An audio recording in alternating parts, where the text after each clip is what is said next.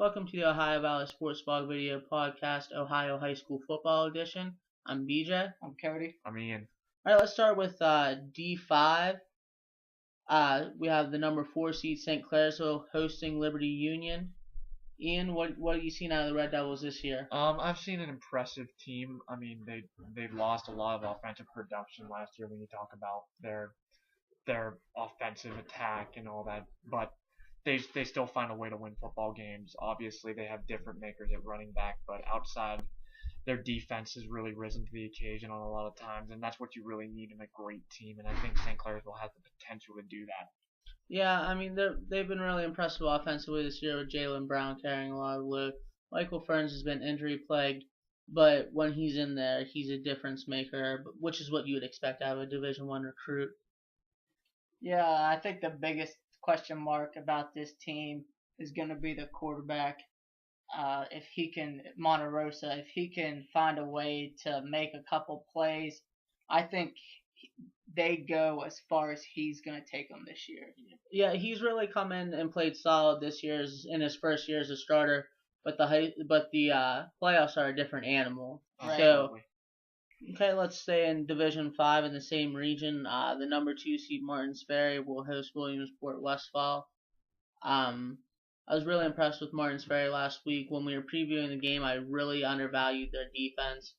Yeah. They completely changed the game against Blair with their defense.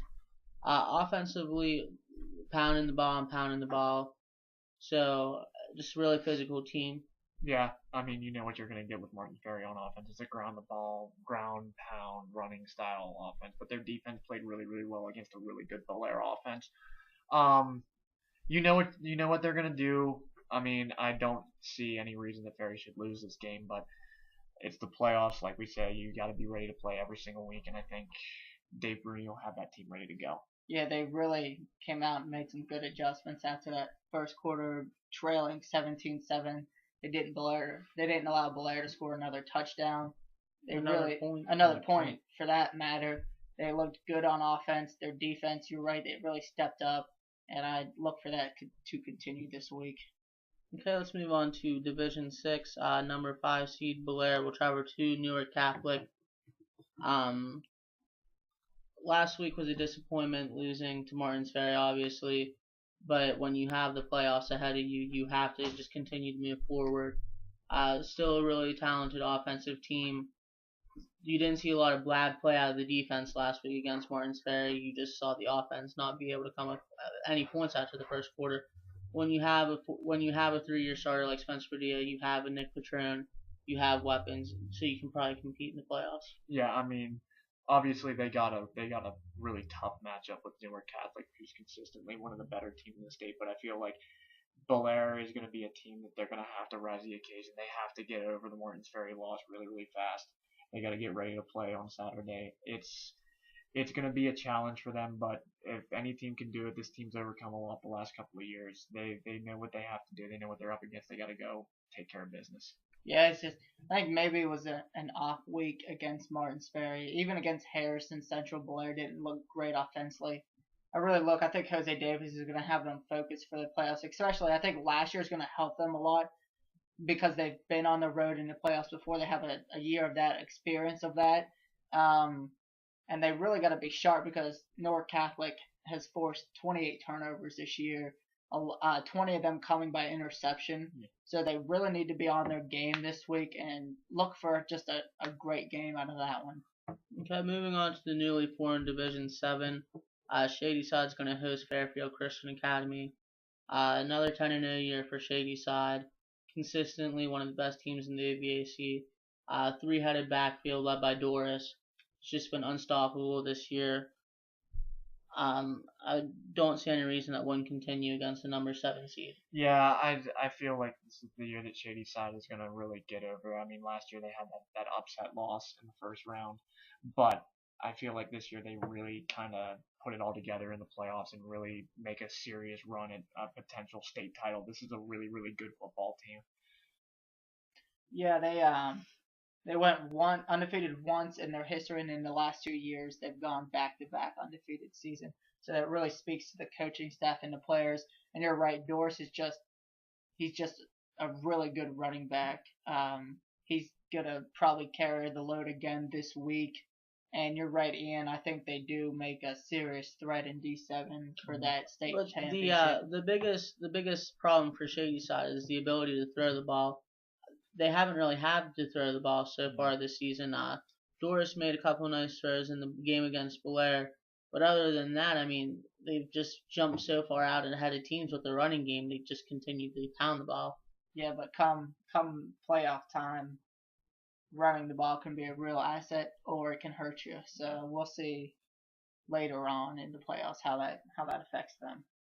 Okay, let's pick all the OVAC games. In Division 4, number 8 Steubenville going to Licking Valley. Give me Licking Valley. Steubenville, this is when you think of Steubenville, you think of deep playoff runs, playing the big boys. But they just haven't looked all that great this year. The only reason they're really in the playoffs this year is because they do play so many other good schools that got enough points to go 6-4 and make the playoffs. But their reward is going to play Licking Valley. That's really not a great reward to get. So I think Licking Valley takes care of business, and this is probably the earliest playoff loss Reno's going to have in his career. Yeah, I'll take Valley too. I don't expect anything out of Steubenville in the playoffs. They're lucky to make them. Moving to Division 5, Martins Ferry and Williamsport Westfall. Give me the Riders. I think the running game is going to be too much. Yeah, I'll take Martins Ferry as well. They were really impressive last week, offensively and defensively. I expect that to continue this week. Yeah, especially against Williamsport Westfall. Not a great team. Martins Ferry is riding that long winning streak, and when you're hot, you're hot. So give me the Riders. Okay, also in the same region, St. Clairsville hosting Liberty Union. Red Devils, just too much offense and a great defense. Yeah, I'll take St. Clairsville as well. I think Jalen Brown's going to be too much for Union. Yeah, when you have Michael Ferns and Jalen Brown on your team, you're going to win more often than you lose. So give me the Red Devils. On Division 6, number 5, Blair traveling to Newark Catholic. I know they've had an off couple of weeks, but if the Bel Air defense can get a couple stops, I'd trust that offense to do anything. I'll pick Bel Air in an upset. Yeah, I'll take Blair as well. It really came down to the points. Just a couple points separated them from being the 5 seed and being the 4 seed. The biggest thing for Newark Catholic, they have not beat a winning team all year. They had one winning team on the schedule. They played them in week 1. They lost, and so far they have not beaten anyone with a winning record. They've beaten a couple 5-5 teams, but they have not beaten a single team with a winning record, and they're really going to get a touch this week. Yeah, I think that Bel Air defense, even though they only gave up 22 points against Martins Ferry. That's really great when you're talking about high school football. They're really going to have to key in this week on the running back receiver, Anthony Wing. He's really Newark Catholic's do-it-all kind of guy. If they could find a way to game plan around him and the quarterback, I think Bel Air, given their experience last year of losing last year in the playoffs and getting that feeling, I think Jose, he's a winner. He likes to win. I think he'll have him ready to play, so I'm going to take Bel Air in the upset. Okay, in the same region, Monroe Central traveling to Centerburg. Ian? Give me Centerburg. They're just a really, really good football team. Monroe Central is kind of they've kind of gotten it on a roll since a sluggish start to the beginning of the year, but I think Centerburg is just really, really good. Yeah, I'll take Centerburg as well. Monroe Central, I know they have the 6th seed, but I haven't been overly impressed with them this year. I'll take Centerburg in this one. Yeah, give me Centerburg in this one. Okay, and to wrap up that region, number 8 Fort Fry traveling to Lucasville Valley, excuse me. Lucasville Valley is an absolutely dominant wrecking ball of a team. I feel sorry for Fort Fry. They get Reedy last year, and then they get Fort Fry this year. Yeah, I'll take Valley as well. I don't expect it to be close. I'll take Valley. Sorry, Fort Fry. Maybe next year you'll get a better draw. Moving on to Division 7, you have Shady Side hosting Fairfield Christian Academy. Tigers, just the running game is going to be lights out. Yeah, I expect Shady Side to just run all over the field. Yeah, no surprise there. Look for another state title run in the Tigers. Okay, In that same region, you have Steubenville Catholic Central hosting Southern. Ian? If Steubenville Central's offense gets rolling, I think it's a huge win for them. If their offense kind of sputters, watch out. I'm gonna take the Crusaders, but it's a toss up for me. Yeah, I'll take Steubenville Central as well.